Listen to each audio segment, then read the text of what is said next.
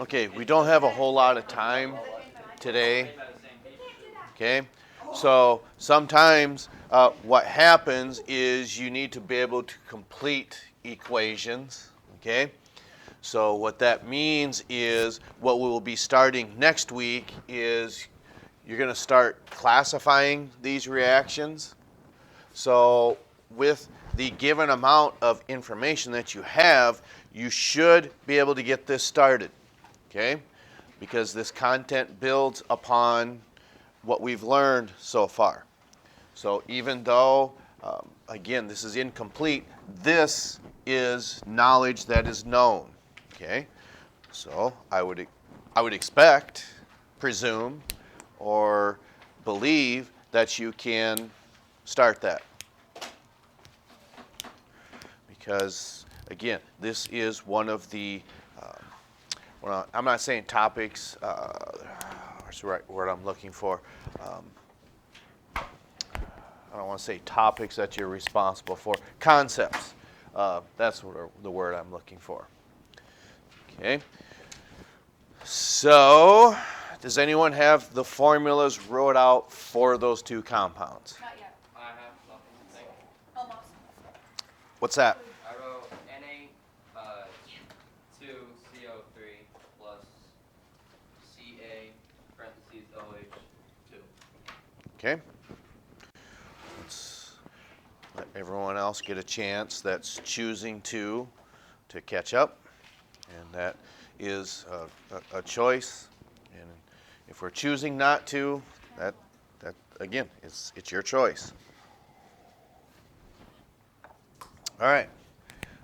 So for those of you who don't have this started or aren't quite sure where to go from here, what is Gesundheit? What is the symbol for sodium? Na. Okay. What is the formula for the carbonate ion? CO3. Okay, we'll come back to this. Okay. What is the symbol for calcium? Ca. Ca. And what is the formula for the hydroxide ion? OH2.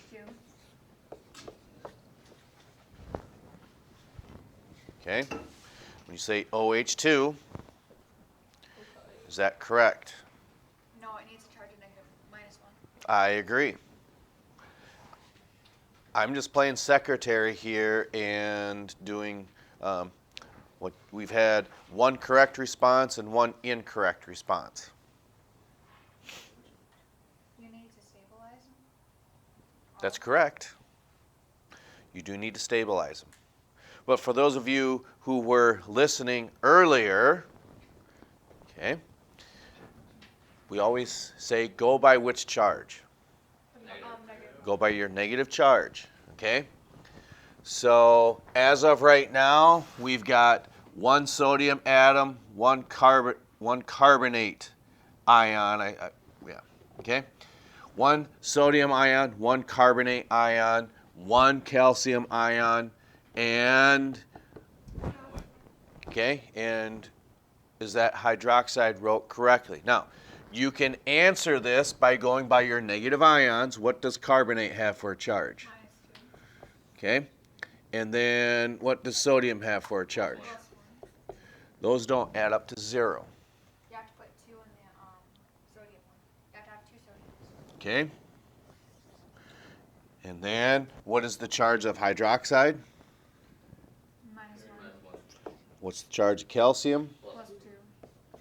That does not add up to 0. You have to have 2 of hydroxide. And you have to do it correctly. Okay, that's right. Now, I understand that's maybe being a little technical, but that is how you need to do that, because otherwise you're writing almost like writing water backwards with 2 hydrogen ions and 1 oxygen, because we want 2 of these ions, okay? Now, what can bond to each other? Can 2 positive ions bond to each other? So, no, it's a positive and a negative. No, they cannot in this case, although we have seen examples of that, but it's one of those aspects to where you weren't required to know that, because on one of your prior, let's say, evaluations, okay,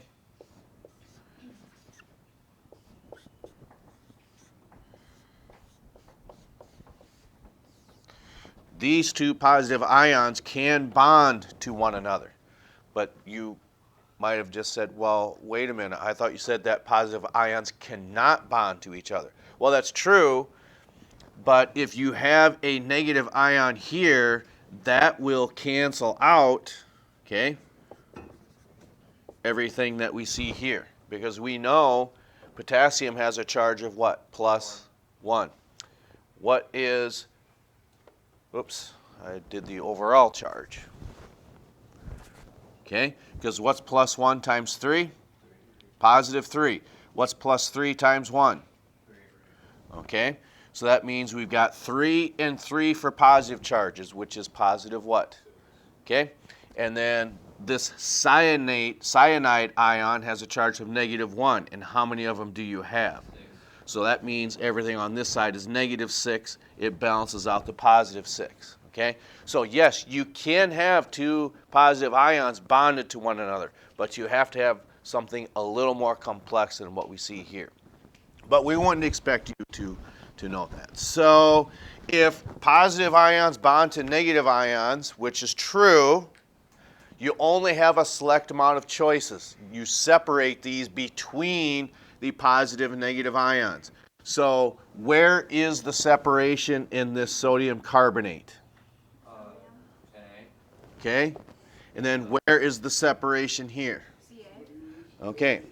So now, what did we say? What can bond to each other? Negative and positive. Negative and positive ions. So, which do you want to start with, the calcium or the sodium? Sodium. Okay, so that means on this side, okay, and let me ask you this. We've got 1, 2, 3 subscripts. You have to use How many of those subscripts are going to go over to the product side, if any of them? one. Oh, only one. Both? Hydroxide. Because don't you want it to still be equal? Well, but we haven't formed them yet, okay?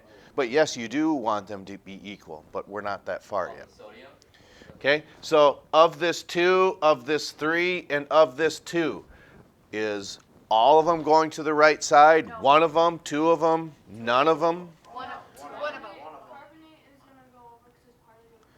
Okay, so what's the subscript number then? 3. This 3 has to go to that side. It has to, because as you said, it's part of the formula.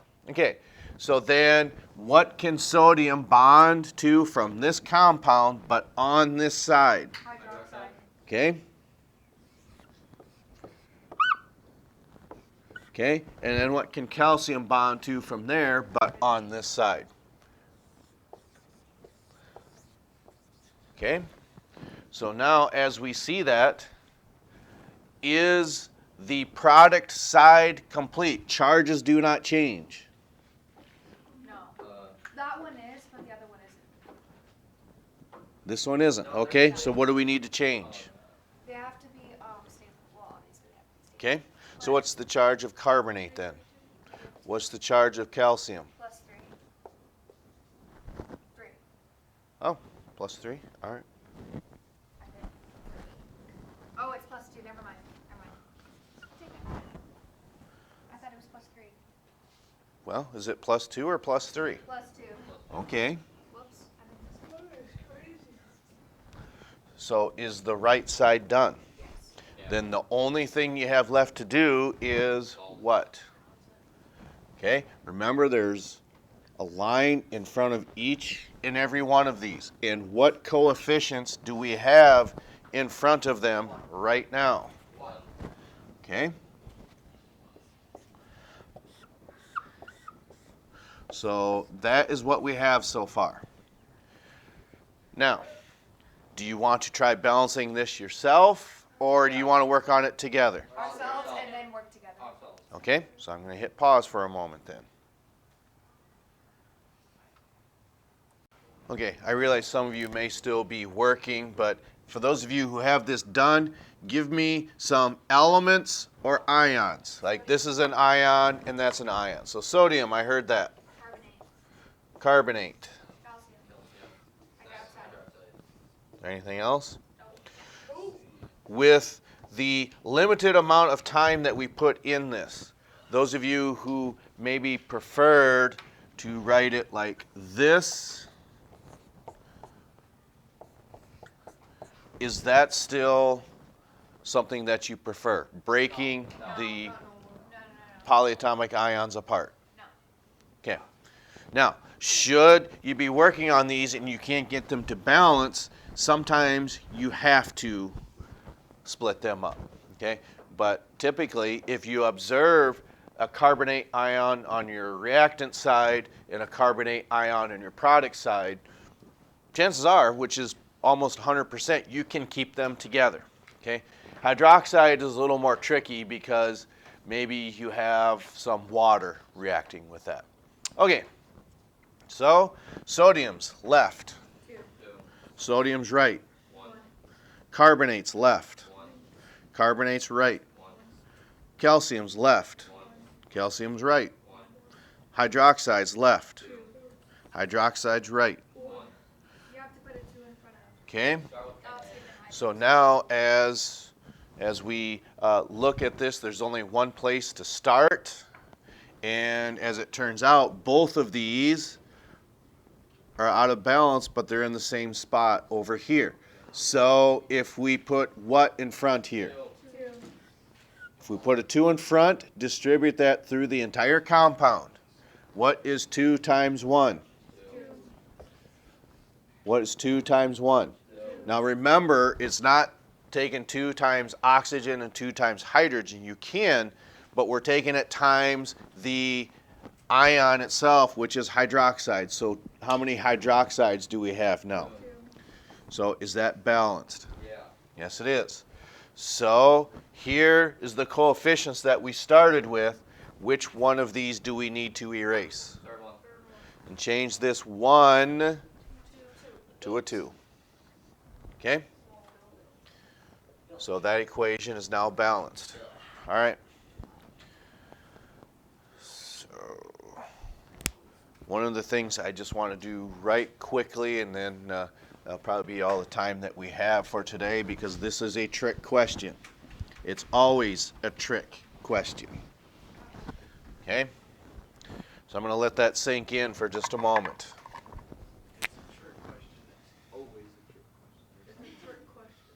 It's a trick question. It is a tricky question. Oh, That's fun. It's a trick question, you guys. It's always a trick question. Nice, Write Jeff. this down or I'll send it It's along. just water. 5 boxes, that's it. It's a trick question.